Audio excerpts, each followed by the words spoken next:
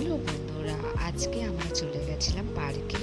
আর আমি তো রেগুলার পার্কে যাই পুকুকে নিয়ে, কিন্তু সব দিন পুকুর বাবা যেতে পারে না, মাঝে মাঝে যাই। আর যেহেতু আজকের বিকালের ওয়েদারটা খুব সুন্দর ছিল, বৃষ্টি হয়েছে, আর ওর পাপাও তাড়াতাড়ি চলেও এসেছে কাজ থেকে, ওই জন্য ওর পাপা গেছিলো আমাদের সাথে। আমি ভাবলাম তোমাদের সাথে একটু শেয়ার করা যায়, আজকে ওয়েদারটা ভালো আছে ওই জন্য। আর পার্কে কোনো বাচ্চা ছিল না, কয়েকটা বয়স্ক আর কয়েকটা মানুষজন ছিল, কারণ আজকে বাচ্চারা আসেনি বৃষ্টি হয়েছে বলে।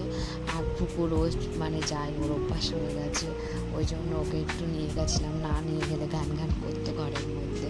আর ওর পাপাও ছিল, অসুবিধা হয়নি, চলে গেছিলাম। ওর একটু খেলার পরে আমরা আবার বাড়ি চলে এসেছি। অন্যদিন যখন বাচ্চারা থাকে পুকুর বলটা তো ওরাই নিয়ে খেলতে শুরু করে দেয়, আর ওরাও ছোটে, পুকুরও ছোটে, ও যে বল মারবে সেই সুযোগটা পায় না। আর আজকে কেউ ছিল না, কোনো বাচ্চা ছিল না বলে ওর পাপা দুজন মিলে ভালোভাবে খেলছিল।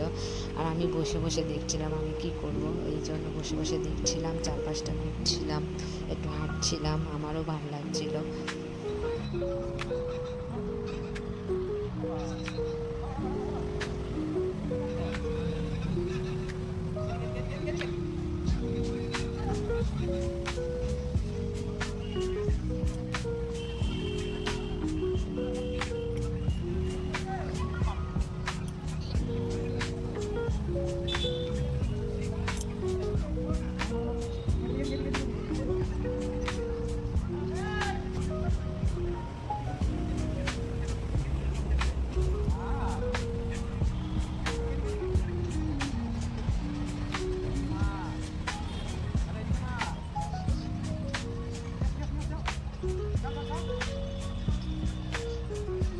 তোমরা দেখলে পুকু কি সুন্দর খেলছিল পুকুর পাপার সাথে।